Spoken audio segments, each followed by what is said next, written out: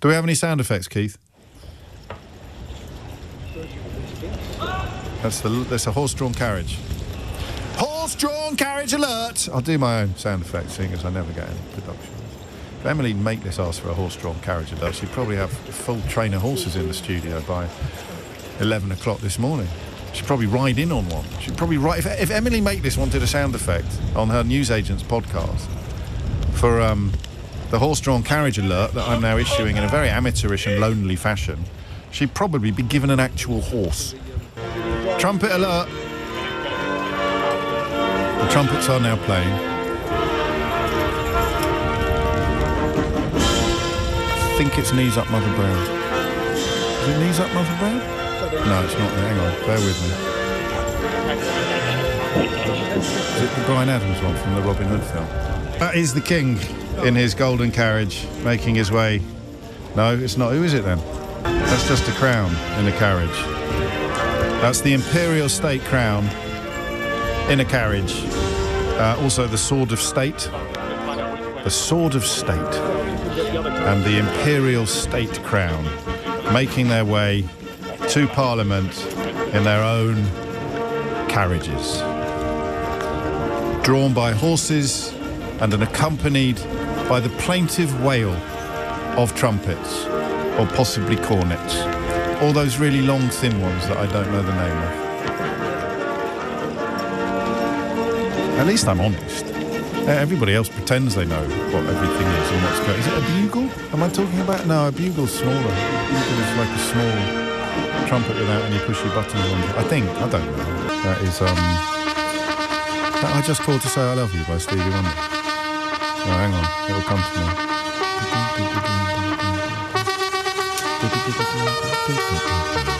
It's the Firestarter by the Prodigy, I think. Yeah, it was Firestarter by the Prodigy being played on the strumpet. That has been a tradition now since about 1991. The king is now exiting the carriage. Obviously ladies first. So here comes the Queen. Resplendent. That's all, just resplendent. In a lovely crown. Oh, that is a nice crown. And here comes the king, who's put a shift in lately. I know it's relative, and you'd happily swap places with him in many ways. But here he is. David Lammy is wearing a wig and leading the procession up the stairs. Is it Bring Your Wife to Work Day today? Or is that just for him? Is it? No, just for him. And page boys, various page boys. And some of these outfits are absolutely magnificent. They're a little bit sort of late era Michael Jackson, aren't they? An awful lot of jewellery, epaulettes and brocade, not to mention crowns, 2 crowns, one for the king, the other, of course, for the Queen. Everyone's looking very serious. Where do they find the little boys? Do we know? You boy! What day is it? Well, it's King's Speech Day, sir. Oh, it's pomp and ceremony. No one else in the world does it like this, but if someone started doing it like this, we'd think they would start staring mad. And Donald Trump probably watches this and wonders why he's not allowed to have this kind of event or this kind. Why can't I have a crown? Why can't I have ermine? Why can't I have epaulettes and lots of medals? But it would be very, very odd if this were to be sort of instituted from a standing start. And now the assembled throngs of politicians from both houses rise to their feet as the king makes his way into the chamber, led by a nice-looking fella carrying a very large pole. The king is now sitting down, as is the Queen. The mysterious page boys. I bet David Dimbleby would know where they came from. Where is David Dimbleby when you need him? And I think they usually say some prayers. I think they say the prayers before he sits down. I could be wrong. That's a whopping old train, though, he's got. It's like a big, long ermine and velvet, like what a bride would have. Now waiting for the signal there, given by the Lord Great Chamberlain. It's a good title. That's a signal to Black Rod. There it comes. We will now head to the House of Commons. This is the bit I could remember, where you get to see the body language. It's not impossible that Kemi Badenoch will do a lap of honour at this point round the entire Houses of Parliament while shouting, "I'm the best, I'm the best, I'm Kemi Badenoch, I'm the best."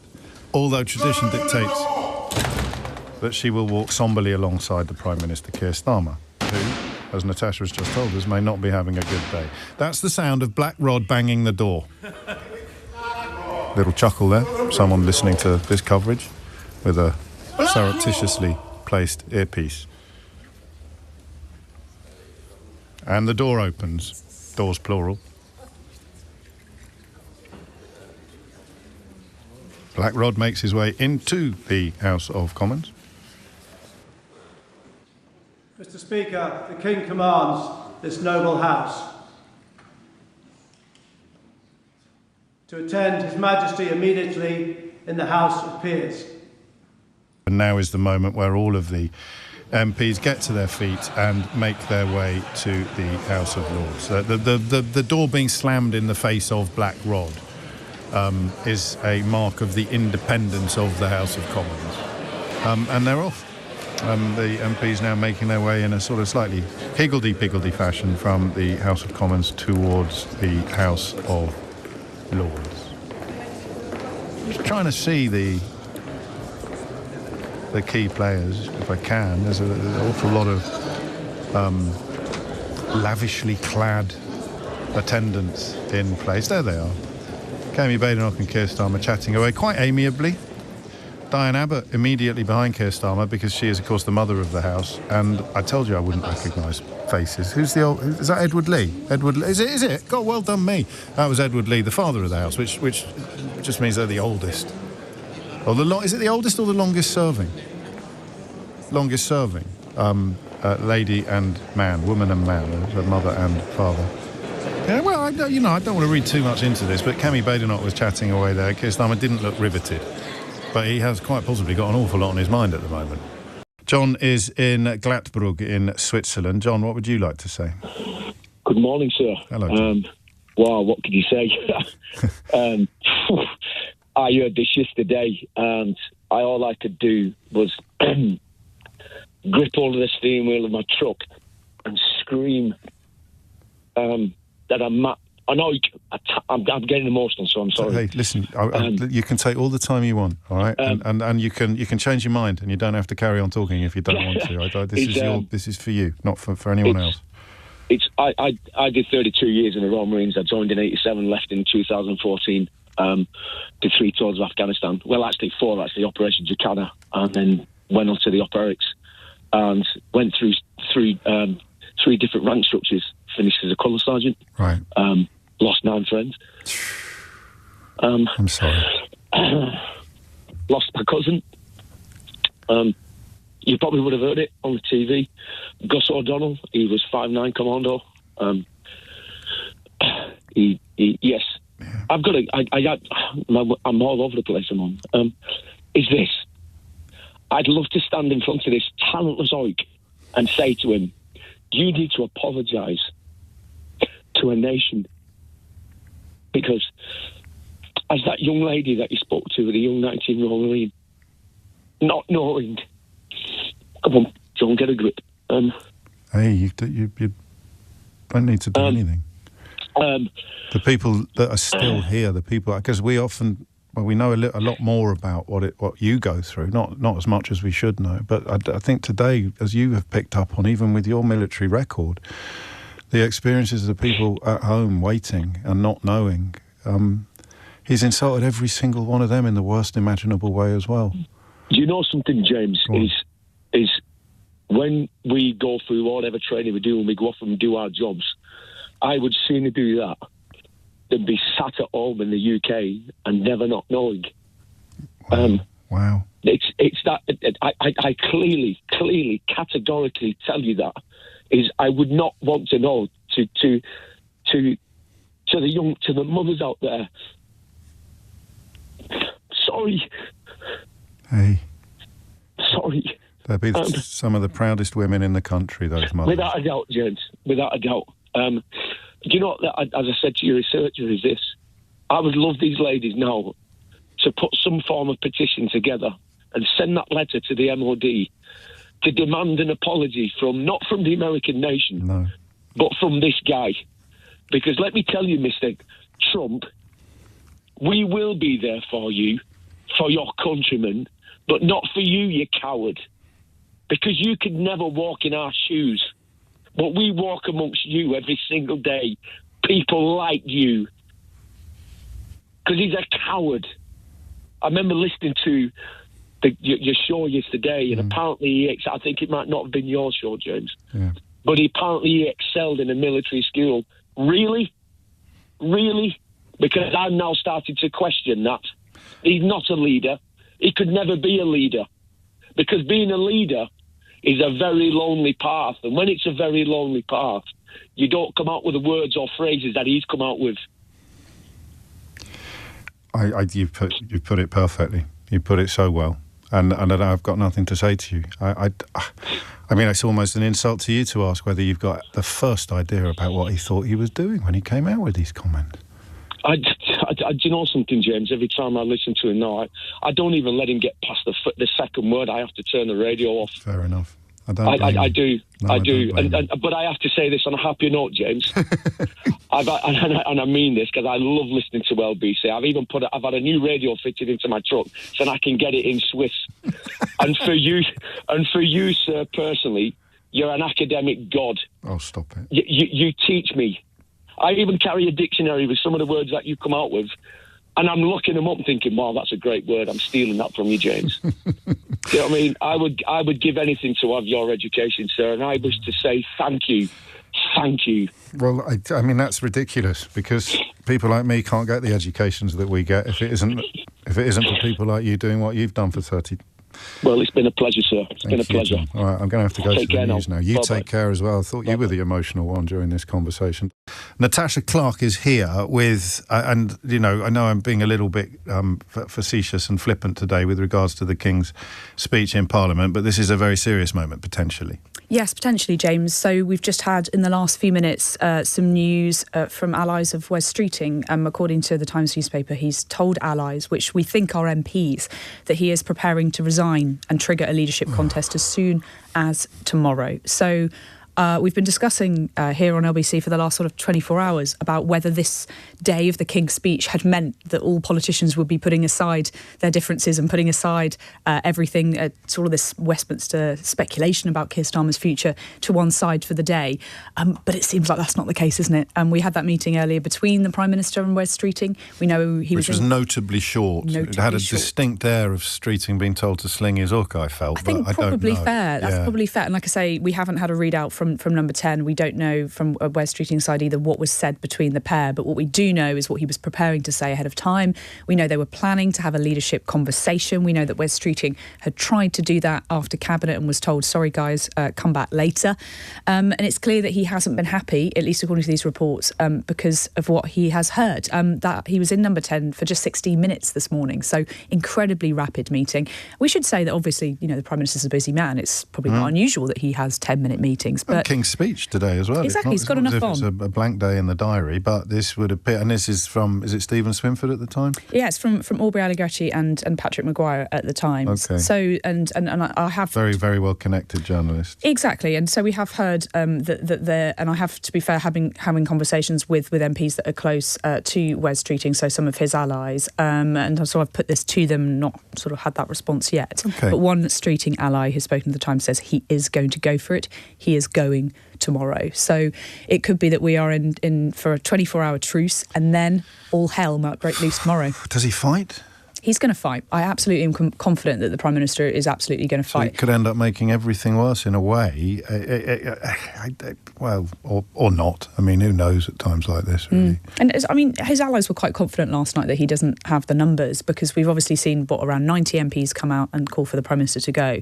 We don't imagine that all of them will be supporters of Wes Streeting. But there's quite a lot of MPs we haven't heard from, isn't there? We've had, 100 on one side, 100 on the other side. Well, that does leave the other 200, and we don't know exactly what they think. Is it feasible for Streeting, given that the membership of the Labour Party reputedly holds him in quite low regard? He's seen very much as a figure of the right of the party, or the membership leans partly as a consequence of Jeremy Corbyn's period in charge of the party and the number of people that joined them. But historically, it leans a lot further to the left than Wes Streeting is seen as doing. Is it? Because he wouldn't be allowed. Would he be allowed a clear path? I don't think he will be allowed a clear path. I don't mean by Keir Starmer. I mean by other members. candidates. Because if he's the only one against Keir Starmer, he's got a much better chance than if other hats start heading ringwards. Well, what we've heard in terms of from Angela Rayner and in terms of sort of other MPs, including there was a report as well in the press in the last 24 hours saying that Ed Miliband could be prepared to stand as the soft left candidate.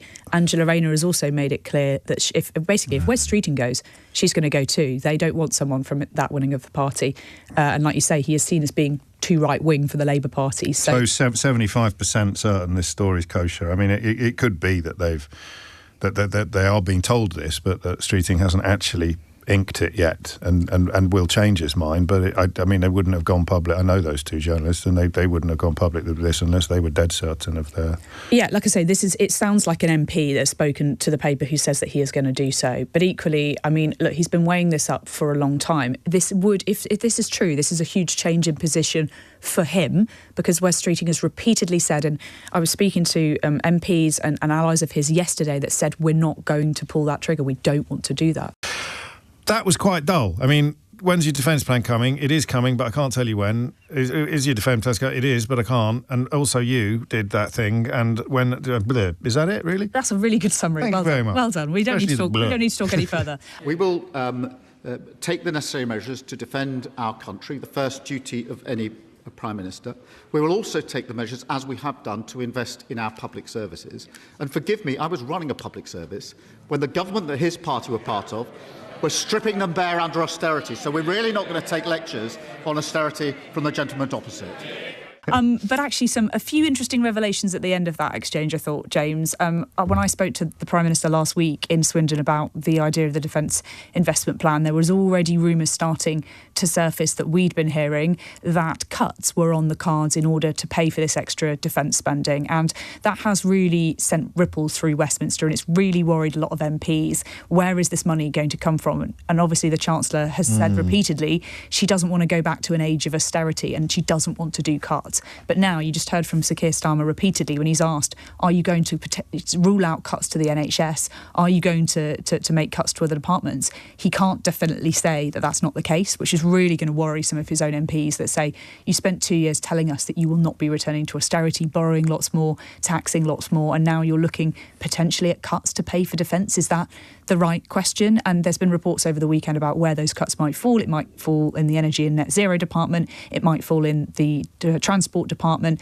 There's been lots of commentary about why it's not falling in the Welfare department as well. Keir Starmer told me this is going to be fully costed and fully funded. It's toxic, isn't it, politically? Because the public aren't that bothered. The public are going to be a lot more interested in spending certainly on health. Absolutely. Than defence. Defence doesn't ping much, does it, when people are asked to list the things they care about the most? And yet we are being told now, repeatedly and regularly, by people who really know what they're talking about, that we're more vulnerable than we've ever been since the end of the Cold War. Yeah, and the government, I don't think, James, are just making this argument enough to people, and I don't think they're making it well enough. And actually, you're right about what you say about it being a public issue. I was looking at the YouGov tracker on this on the weekend, specifically on the issue of defence. It has gone up in the past sort of 2 or 3 years since Ukraine, since Iran, since sort of the world has got arguably more dangerous, but it's still something like, I think, 22%, I think, tops of people think that defence is the most pressing issue facing Britain today. So it's going to be really tricky for the Prime Minister to come out and say, I've got to make cuts to these departments in order to pay for it. But that is exactly what we expect him to do, potentially as early as later this week. And so I think to Ed Davey, I don't think there's a great deal else to say about the defence element of that conversation that you haven't covered perfectly. But I am struck by the fact that Ed Davey is still on Twitter. Or X, as I think we're supposed to call it these days. Yeah, so I think a fascinating debate actually there, about Elon Musk, about his influence in politics. Even Keir Starmer, has repeatedly accused the tech billionaire of stirring up hatred online. And he's obviously had an announcement earlier today about that earlier this week about notification apps and doing more to crack down on tech companies. But he is still on X, and so is Ed Davey. They're both still on these social media platforms. Wes Streeting as well had an answer to this when he was speaking speaking to Lewis Goodall for an issue of the newsagents last week, and he just said, I don't believe in retreating from the pitch. I don't think that we should get off it. But it is a question for every politician now. If you really want to be on this platform, which is filled with hatred and conspiracy theories, crypto, billionaire scams, it's a lot of filth on there, and politicians are now having to defend themselves. How can you, on one hand, criticise it so much, and on the other, you're still not willing to take yourself off that platform? Too many times we see the same pattern, an appalling crime that makes us all feel immense pain and anger, and then extremists who exploit that grief and anger to spread hatred and violence, aided and abetted by social media barons like Elon Musk and their divisive algorithms. Does the Prime Minister agree this is not who we are as a country, and that it is not free speech if it's controlled by tech billionaires and their algorithms? So will he crack down properly on platforms like X that are fueling violence and hatred?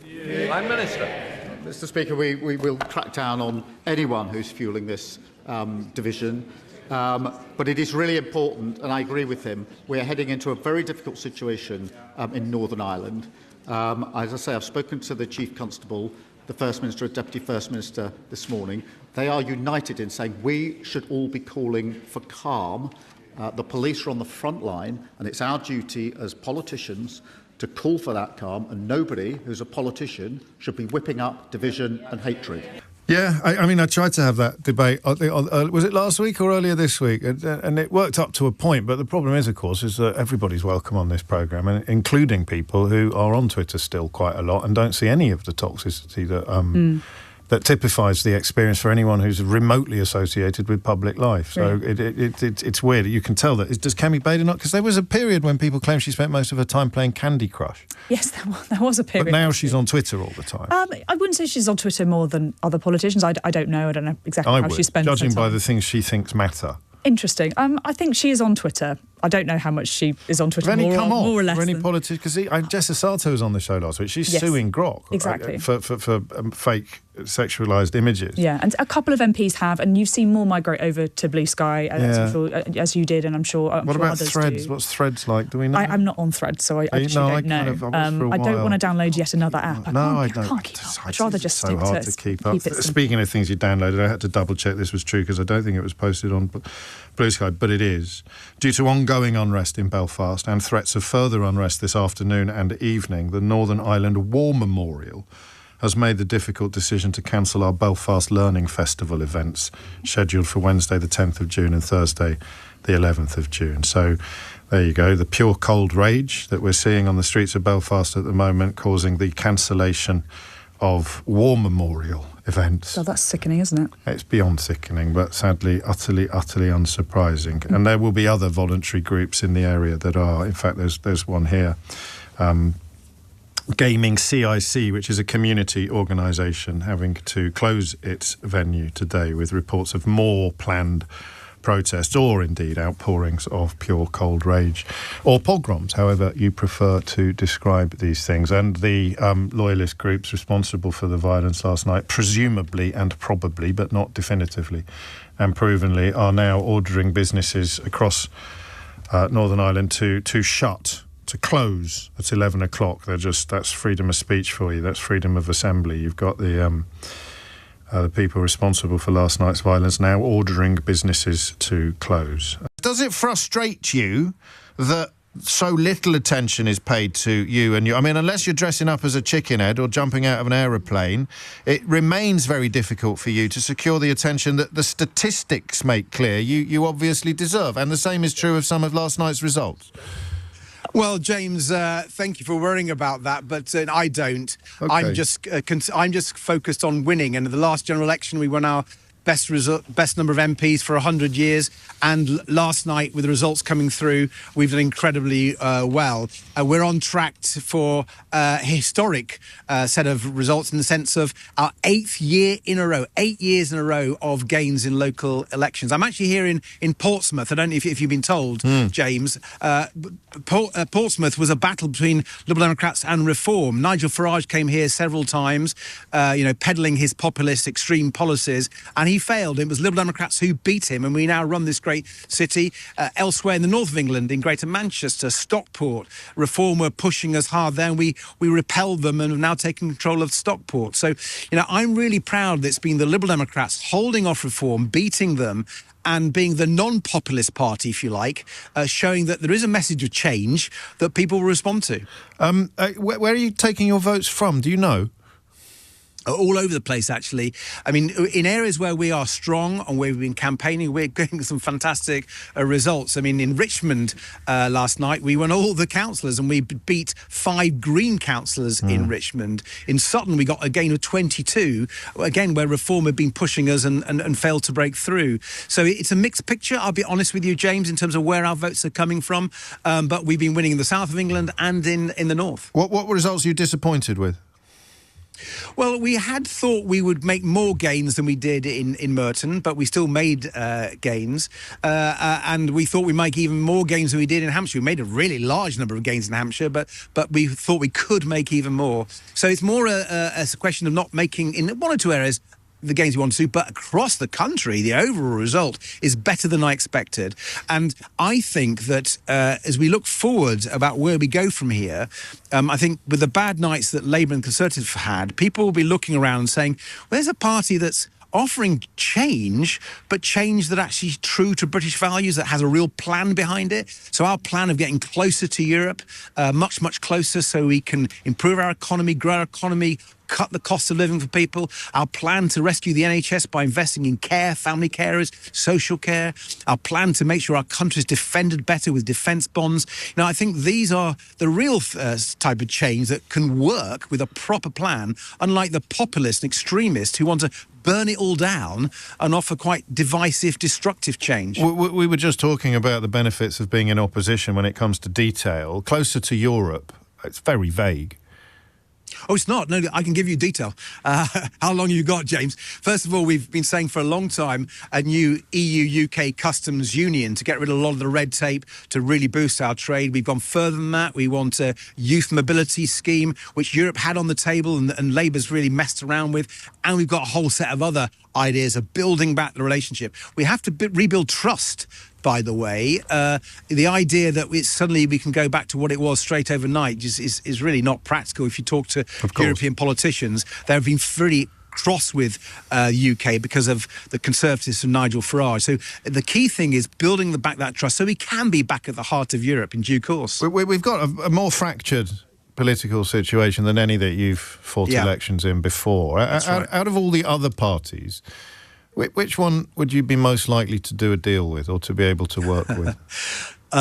Listen, James, I want an answer to this one because I mean, you must be thinking about it. One of your predecessors hopped into bed with David Cameron. I mean, the Greens are on the rise. I think you've made it pretty clear that you're not going to be doing any pacts or coalitions with Reform. History has many lib-lab pacts, so I would quite like a proper answer to this question. Well, let me tell you how I deal with this, James, because I've noticed many of my predecessors doing my job as leader of the Liberal Democrats have wanted to focus on that. What happens after the election, as opposed to showing what you stand for, your values, your policies. And when they do that, by focusing on after the election, actually voters say, well, come on, tell us what you're about.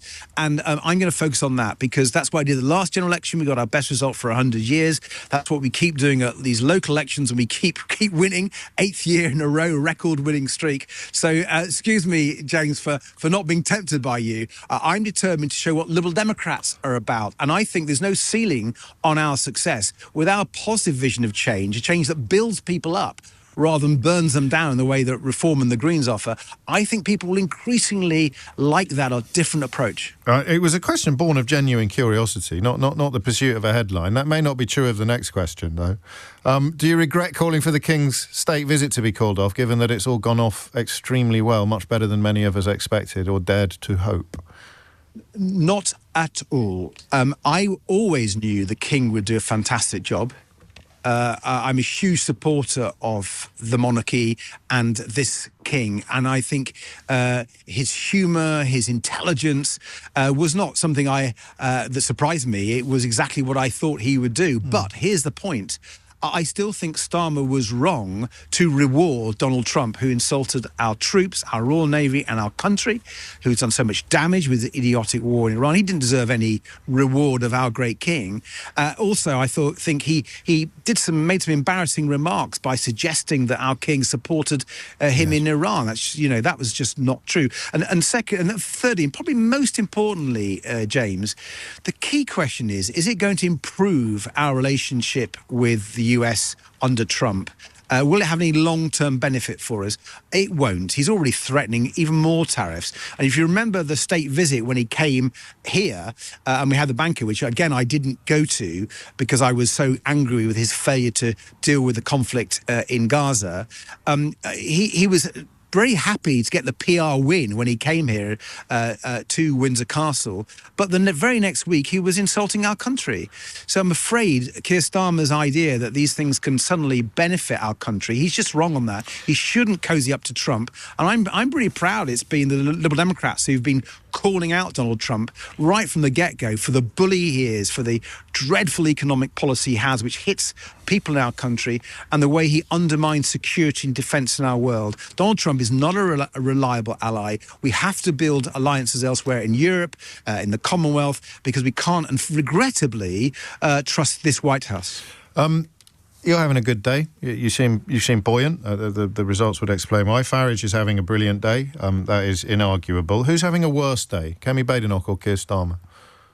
I think they're both having bad days. I mean, let's see what the final figures are to make that sort of judgment, James, but they're both losing a lot of seats, and we're winning a lot of seats off both of those parties. I think, really, there is a massive change in British politics. There's no doubt about that. People are thirsty for change. They blame Labour and the Conservatives for getting the country in the mess it's in. And all I would say, as the leader of the Liberal Democrats, if people want the change, if they're hungry for that change, don't be tempted by the divisive, destructive changes of the extreme populists who, fuel people's desire for change by offering something that it cannot be delivered and will be against our country's interests. Look at other parties that are offering real change that is true to our country's values. And free coffee. And free coffee. I'm afraid we've run out, and I'd love to give you one down the line. Simon Marks is in Washington, D.C. I might just shut up for a while, Simon, and give the floor to you. Well, James, I suppose in many ways the big news of the last few hours is that Secretary of State Marco Rubio has completely walked back and indeed denied ever claiming that it was the Israeli Prime Minister Benjamin Netanyahu who was about to go into Iran first, and that is why the United States preemptively had to take action militarily against Iran, because they were concerned that if Israel went in first, reprisals by the Iranians would hit American military targets in the region.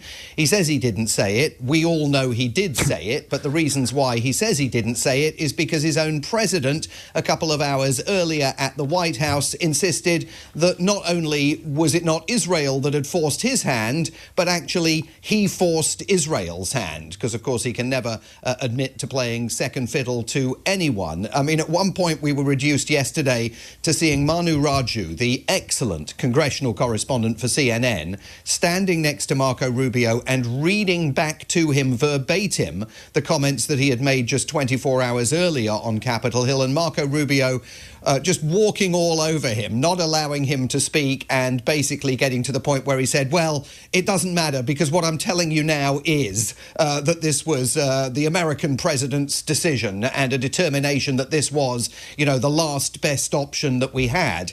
The other development of the last 24 hours, of course, is that regime change, which was off the agenda on Monday, was put back on the agenda by President Trump yesterday, but when Marco Rubio spoke on Capitol Hill 3 or 4 hours later, it was still off the agenda. So we don't really have any clearer an idea what the reasons were for the timing of the attack, what the objective is, what the end game is. But we do know that Donald Trump certainly is furious with the UK. It's taken 3-4 days for us to work out where we can land there. It would have been much more convenient landing there as opposed to flying many extra hours. So we are very surprised. This is not Winston Churchill that we're dealing with. UK has been very, very uncooperative with that stupid island that they have, that they gave away and took a 100-year lease, having to do with perhaps indigenous people claiming the island that never even saw the island before. What's that all about? And they ruin relationships. It's a shame. I mean, that almost sounded at the end there as though he was burying the bilateral relationship between the United States and the UK as Lord Mandelson's successor, Christian Turner, the new British ambassador here, spends only his second full week in the job. Sir Keir Starmer is no Winston Churchill. We can all debate that. But there's one thing I suspect we can all agree on, and that is that Donald Trump, as many people in my social media timeline were suggesting yesterday, certainly ain't no FDR. He forgot the name of the island, didn't he? Yes, of course. Well, at one point, when he started talking about the island, I thought he might be talking about Cyprus. Yeah. I mean, it wasn't clear at all. And then it became apparent that he was once again going on about the Chagos Islands. And there's that point in his appearance yesterday where he refers witheringly to the indigenous people of the Chagos. Yeah, you could hear it in his voice. You can hear the He hates that word. Racism He in hates his that voice. word, doesn't he? Yeah. Oh, he hates those people. Absolutely. It was astonishing. Indigenous. You won't know this because you would have been asleep, but we opened the show this morning by explaining that in one way, none of this matters, because tomorrow he could be describing Keir Starmer as the best thing since sliced bread. And yet, of course, it matters because he is the President of the United States of America, and Keir Starmer is our Prime Minister. But you remind us that this now holds true across everything. So Rubio says the polar opposite of what he says yesterday and denies that he said yesterday. You move from we are doing regime change to we're not doing regime change to we are doing regime change.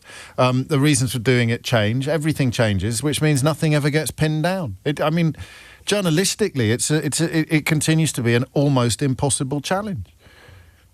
Well, and governmentally, of course, for his partners and allies in Europe, it continues to be an impossible task because you never know what is going on. It's like trying to pin jelly to the wall here. And Jello. This military action was launched... Jello, yeah, exactly. This military action was launched on Saturday. It's now Wednesday. There is still no cogent explanation here for what the plan is, how this ends. He was musing yesterday about who might end up governing Iran when it became apparent that regime change was back on the table. He doesn't think that the Shah's son quite cuts the mustard, but he is very interested in trying to find someone who is popular in Iran and is already there. I mean, those appear to be the two benchmarks for the next... I mean, you know, if you're popular in Iran and you're already there, come on down, especially if you look like you come from central casting, because, of course, that's why Donald Trump says personally that he's so happy with Hegseth and Dan Kane is chairman of the Joint Chiefs of Staff. That's the plan. Speaking of Hegseth... Yes, so there's been a very, very interesting report released by an organisation called the Military Religious Freedom Foundation, which, as its name suggests, monitors the separation of church and state and attacks on it within the military. And it has had scores of complaints since this conflict began. One combat unit commander told the Federation that the foundation that non-commissioned officers at a briefing on Monday said that the Iran war is part of God's plan and that President Donald Trump was anointed by Jesus to light the signal fire in Iran to cause Armageddon and return his and mark his return to Earth. And they've received scores of complaints from all over the military over the last several days that similar messages are being delivered. And take a listen to what Pete Hegseth said when he was asked on Monday what his prayer is for the troops. First of all, my prayer for them is that I do pray for them. My wife prays for them. Our family prays for them. Our cabinet prays for them. None of this is done on a whim. Having been in their boots, having been in their shoes, having been in their flight suits, I know we think about them with every decision that we make and every recommendation that we make to the President of the United States. Those recommendations are made prayerfully. And when I pray every day for them and for this mission, I pray simply for the biblical wisdom to see what is right and the courage to do it. So as we engage in a plan to topple a theocracy in Iran, we are praying for the biblical wisdom to do it the right way. Simon Marks, thank you. Must be a different Bible from the one I read. Thou shalt not bear false witness. Thou shalt not commit adultery. Thou shalt not covet thy neighbour's wife or daughter. Thou shalt not kill. That's just 4 off the top of my head. I imagine the other 6 might be pertinent as well. But it certainly wasn't gracious. No, it really wasn't, James. Every hope that we had that it might be a little bit more of a coming together moment where she might pay tribute to the Prime Minister was completely dashed. Every question really trying to trash the Prime Minister's record, and he obviously coming back with, I've got a lot of stuff I've done, I'm proud of my record, I feel like I've left the country in a better place than I inherited it. But yes, she went on the economy, she went on education, she went on the defence investment plan, basically a sort of who's who of all of the policies that she feels that he's most failed on during his time as Prime Minister. But I could say I think he had a bit of fire in his belly when he came back to her with all of those retorts, basically saying, no, I'm really happy with my record. And the problem is that she can always come back, James, with the, well, why are you resigning then? Why is this happening? If you've got such a great record, then why is it all tumbling down to the floor? It's tough. Yeah, it's foolproof, absolutely watertight. And it makes a mockery of PMQs, really, until he has been replaced, because the backbenchers can't really argue that they are responsible for his departure. Well, some of them definitely are, because they're the ones that called for him to go. And arguably some of those people, you know, sitting on his front bench today, his cabinet colleagues, the ones that we understand some of them told him to go, are partly responsible for that, I'm afraid. And some of those Labour backbenchers, more than 100, have called for him to go. Some of those people who are cheering the Prime Minister on today are the same people that have called for him to quit. So, you know, whose fault is it that Keir Starmer is resigning? A big part of them is theirs, for sure. Well, it's certainly not hers, albeit that she would no doubt like to claim some of the credit. I mentioned earlier, and I wondered as I said it whether or not I was being unfair, that a certain type of Tory enjoys cruelty. There's a cruelty stress, probably true of other parties as well.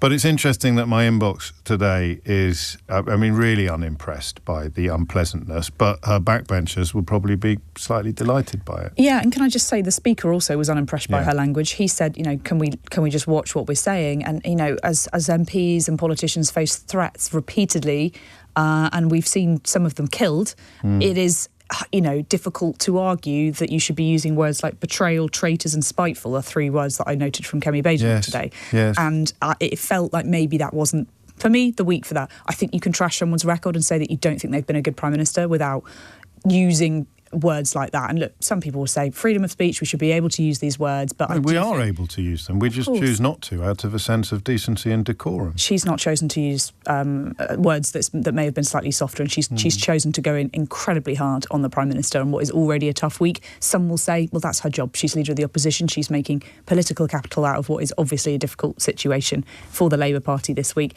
And interesting that obviously Andy Burnham's staying away. I've not seen, I don't think I've talked to a few people, I've texted a few people in the chamber. It doesn't look like he's there at all. I think that's probably for the best. He would have absolutely distracted from Prime Minister's questions had he been sat in the back, chuckling along at the PM's jokes or whatever. And that's probably a good thing for today that he's holed up, presumably in that office in Westminster. We understand he is sorting out his top team, his priorities, his policies, and having those access talks with the civil service. Indeed, yeah. And what is the timetable now? Just remind us. I know that we've done this before, but in the absence of any other challenges, what happens next? Yes, so in the absence of any challenges, James, formally nominations will open for the Labour leadership on the 9th of July. This timetable seems to be entirely around the Prime Minister going to NATO, which is happening sort of 5th, 6th, 7th. And it doesn't seem like they want to do anything before then. The PM, we understand, is quite keen to get this defence plan off the ground and launched so it can be like his final act in office. There is obviously a lot of discussion going on about whether that should be allowed. Yesterday, Number 10 told us, you know, the Prime Minister's not going to be announcing any new policy, any new major funding. They consider this as something that's already in the can because it's already been sort of signed off and agreed. But it hasn't been signed off a decree. That's the whole point of this big row. And yes, by the 17th, I imagine we will get a new Prime Minister if indeed no one challenges Andy Burnham. Today, Darren Jones said he wouldn't be doing so. We were only really waiting to hear from one man. That's Al Khan's, the former Defence Minister, who has suggested he might run. I don't think he's going to get the 81 MPs needed, so it's going to be pretty tricky for him. And also, he probably got his head turned a little bit by the attention he received, because he hasn't received a great deal of attention since coming into Parliament. And or he's angling for Defence Secretary under Andy Burnham government, which is possible. A bit like maybe Darren Jones is angling for a job in Andy Burnham's government too. A bit like Rachel Reeves probably is angling for a job in Andy Burnham's government. They are all thinking about what comes next and whether they can be a part of it. Paul in Somerset speaks for about 99.9% of my inbox when he says Badenoch absolutely disgraceful and disgusting, shame on her. And a couple of people, Annie included, pointing out that her time will come as well. And as you've already pointed out, Natasha, Starmer was pretty punchy himself, although the tone had already been set by the leader of the opposition. I'm just trying to find something positive to say about, warmer words about Kemi Badenoch. Here we go. This is Nick. James may bemoan Kemi's sometime misinformed pronouncements. What? I think she's absolutely magnificent. She's getting better every week. You do say that every week. I told you that she was about to... Other people are about to start believing that she's brilliant. Not just her, and it is now happening. But anyway... Are you manifesting Kemi Badenoch's popularity? I am. Well, like she used to do in the Mirror. Yeah. And you are a serious person and you are going places. And she is now. It's working. It's like Noel Edmonds. James may bemoan Kemi's sometimes misinformed pronouncements and refer to her as an NPC. What's that? NPC? Well, I don't know. I hope that's not rude. But she has more personality in one of her high heels than Starmer's entire soul. That doesn't sound pervy at all, mate. Do keep in touch. 29 minutes after 12 is the time. There's a good story here by Natasha Clark on the LBC website that Kemi Badenoch has demanded a stop to the noisy Downing Street protests, branding them a national embarrassment. And this is a clever move by her because she's doing it after Keir Starmer's resignation speech was disrupted, whereas if she was doing it after one of her own speeches had been disrupted or one of her own people's speeches had been disrupted, it would sound less authentic and less persuasive. But I agree. I think that Steve Bray is his name, isn't it? I think he has delighted us for long enough.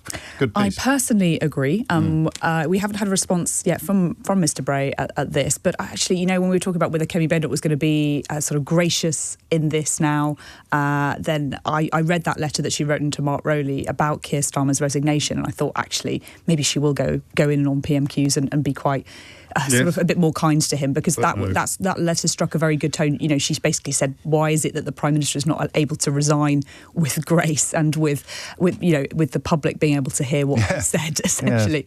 She makes a good point. I think she speaks for a lot of us, especially those of us in Westminster who have had to... Well, I just wanted to hear the Prime Minister resign, frankly. Exactly. I mean, sometimes it's quite fun to have people sort of trolled almost in real life, but not at a moment of significant constitutional import. He tried to blame me, Steve Bray. Did he? I'm told. Will Guyot's been in touch, and I did know that. Dominic Cummings uses this phrase all the time. A non-player character is like in a video game. It's one of the characters in a video game who you're not controlling. But I don't think I've ever used that phrase to describe Kemi Badenoch, but then again, neither do I fantasise about her high heels, so there's clearly quite a lot that we don't have in common with that texter.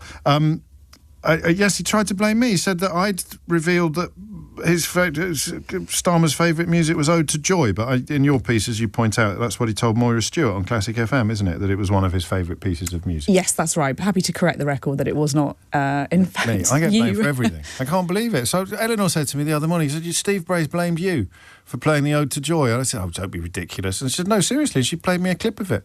And he was blaming me. Was it blame or was it delight? I had a caller earlier trying to blame me for Brexit. So blame for Brexit, blame for Steve Bray ruining Keir Starmer's resignation. I'm getting blamed for Keir Starmer's resignation by some people. As I get blamed, it's just not fair, Keith. Honestly. Is it too late for me to retrain as a music DJ? We are not slow to criticise politicians on this programme, particularly when they come from a party that seems to be populated by people possessed of very vile opinions, or in the most recent example, giving speeches in the council chamber to which they've just been elected, explaining why they don't understand anything and therefore politics should stop until I forget the details. I don't understand the Constitution. I have not had sufficient time to read that as yet. I don't understand what standing orders are, what they're made up of, nor do I understand what an amendment is. So it's nice to tell you that Henry Riley is here with a very uplifting tale of a Reform UK MP helping a little old lady from her constituency. That's right. This all stems from a video, James, posted by Sarah Pochin, who you'll recall won in that by-election, safe Labour seat previously. She won by only 6 votes. She is the MP for Runcorn and Helsby, and she posted yesterday across her social media channels, across X, formerly Twitter, on Instagram and on Facebook, with a video, and the caption said, "Helping people like Ethel is why I love my job." Aww. And in the video, Ethel claims that within 2 days of speaking with the Reform, she was getting the help she needed, and specifically cites an adapted 2-bedroom bungalow. Curiously, though, James, within a few hours, the video was deleted from all of those social media channels.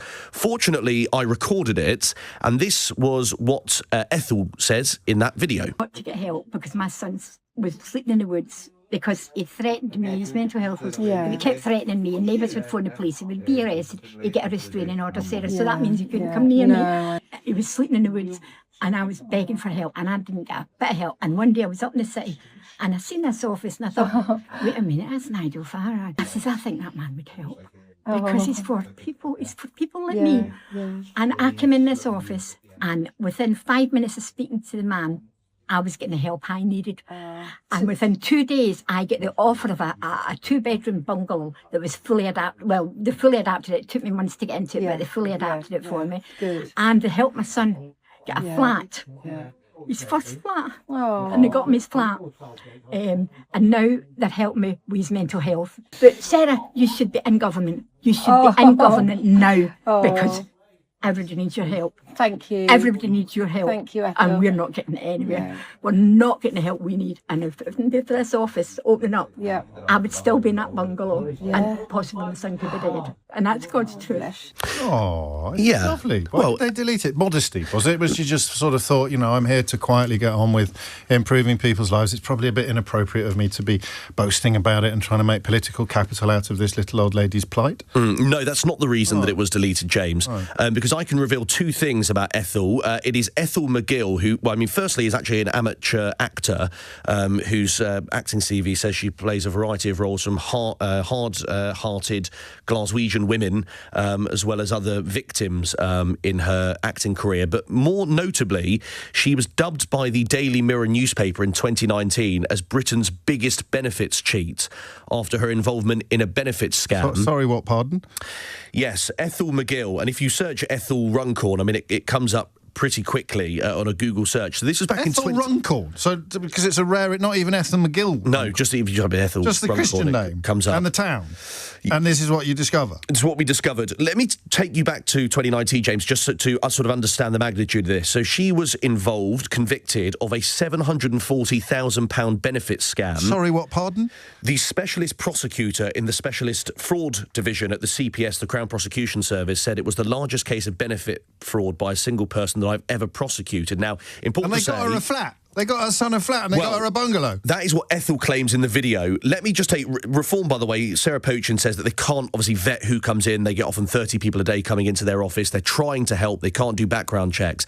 However, in this particular case... They could Google Ethel Runcorn. They could have Googled Ethel Runcorn, I suppose. Ms McGill, who's in her 70s, continued to claim her father, Robert Dennison's war pension and his benefits for 12 years after his death, as well as feigning dementia and claiming that she needed a wheelchair. However, investigators from the Department for Work and Pensions actually filmed her walking around and driving, despite claiming that she had debilitating illnesses for 30 years. At the time, the judge said, nobody, including me, believes that you're ill and that you've been putting this on for years. He said that she displayed breathtaking dishonesty and devious behaviour. Now, she ended up admitting fraud. She was jailed for 5 years and 10 months, pleading guilty to 14 charges from conspiracy to commit fraud, false accounting, false representation at Liverpool Crown Court. With regards to her late father, it was revealed at the court that she would ask a friend to lie in bed and pretend to be her father when the Department for Work and Pensions authorities would visit the house. The prosecutor at the time accused her of making good use of her amateur dramatic skills by feigning dementia and to succeed in her own fraudulent benefit claims, but this was uploaded by Reform. The caption had said from Sarah Pochin that she was helping people like Ethel is why I love my job. There aren't many people like Ethel. She is, as you said, one of the worst offenders ever. One of the worst offenders ever. I do need to tell you what Sarah Pochin has said in response to Reform UK MP. Her statement to us says, I try to be a hard-working local MP and I'm prepared to help anyone in Runcorn and Helsby who asks for my help. As an MP, I have to take people at face value. We do not run background checks on people who come to us asking for support. My default is to trust constituents who ask us for help. I understand the individual concerned has served her time for benefit fraud and the matters on which my office assisted her were entirely unrelated to that offence.